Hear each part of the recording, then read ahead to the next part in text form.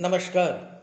मैं सर्वोत्तम केतकर। इस व्यंग्य पाठ में मैं आप सबका हार्दिक स्वागत करता हूँ। रचना का शीर्षक है गलतफहमी। हमें लगता है ये क्षितिज है, वहीं तक ही ये धरा है। सारा जीवन गलतफहमियों से भरा है। सांसारिक जीवन में भी इसका अनुभव आता है। पति और पत्नी गाड़ी के दो पहिए होते हैं। बदलते समय के साथ साथ यहाँ भी बदलाव आया है। गाड़ी वही है, पर कार्य में जरूर अंतर आया है। पत्नी अब स्टीयरिंग व्हील बनी है और पति अभी भी जमीन से जुड़ा पहिया है। लोगों की माने तो ये गलतफहमी नहीं, एक नया नजरिया है। हम अपनी सरकार बनाते हैं, ये भी एक गलतफहमी है। असल में सरकार वो बनाते हैं जो चुन के आते हैं।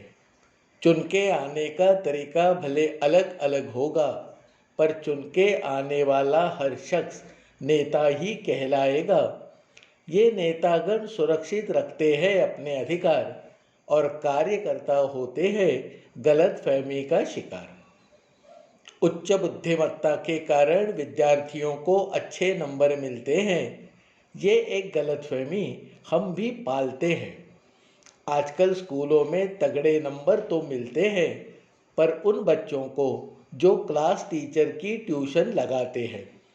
ट्यूशन न लगाने वाले बच्चे शायद ज्ञान पाते होंगे। कई बार एहसास होने के बावजूद हम समझ नहीं पाते हैं। गलतफहमी के पेड़ जरूरत की भूमि से आते हैं। कानूनन सरकारी दफ्तर तो सेवा के लिए खुलते हैं, पर सेवा उन्हें मिलती है जो पैसे फेंकते हैं। इन दफ्तरों में बोर्ड तो जरूर लगे रहते हैं, पैसे देकर काम न करवाए।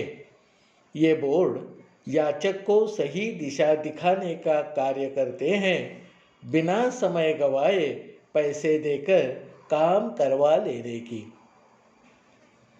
अखबार में हम ये खबर बार बार पढ़ते हैं, गांव के कोई एक बाबा पैसे की बारिश करवाते हैं। गांव की जनता बाबा के चक्कर में ठगी जाती है। बवाल मचने पर अंत में पुलिस आती है।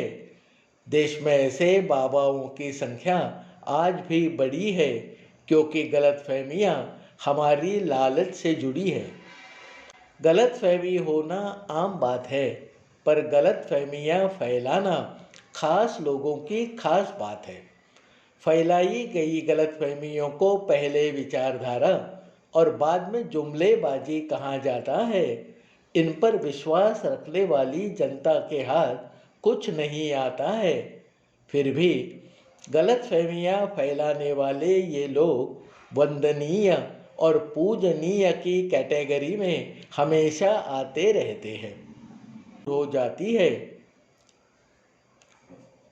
बदलते समय के साथ साथ कुछ गलतफहमियां दूर होती है और नई गलतफहमियां उनकी जगह लेती है। गरीबी हटाओ से अच्छे दिन तक यही होता आया है।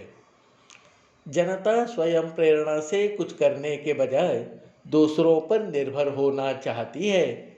इसे आम भाषा में दूसरे के कंधे पर बंदूक रखना कहते हैं। इसी से कोई भगवान आकर सब कुछ ठीक कर देगा, ये गलतफहमी पनपती है। भगवान चलने वाले को राह दिखाते हैं और लड़ने वाले के साथ होते हैं। ये सच्चाई जानने वाले कभी गलतफहमी के शिकार नहीं होते हैं। अपना परिवार न होने वाला निर्मोही होता है। इसी गलतफहमी में लोगों ने एक सन्यासी को राजा की गद्दी पर बिठा दिया। आगे उसकी करतूतों को देखकर ये पता चला, ये सन्यासी नहीं, सन्यास वेशधारी है। अब इस रचना की कुछ अंतिम पंक्तियों की तरफ मैं आपका ध्यान आकर्षण करना चाहता हूँ। कृपया ध्यान से सुनिएगा। बंदरों ने अपनी पूंछ त्याग दी और वो मानव बने। इसे उत्क्रांति कहने का रिवाज है। पर ये पूंछ त्यागने वाले आगे चल के घाटे में गए।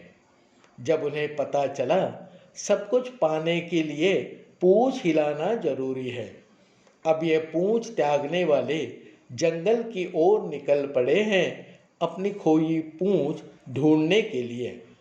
ये गलतफहमी नहीं, एक वास्तविकता है, पर न आपको न मुझको इसका पता है। हमें लगता है ये क्षितिज है, वहीं तक ही ये धरा है। सारा जीवन गलतफहमियों से भरा है।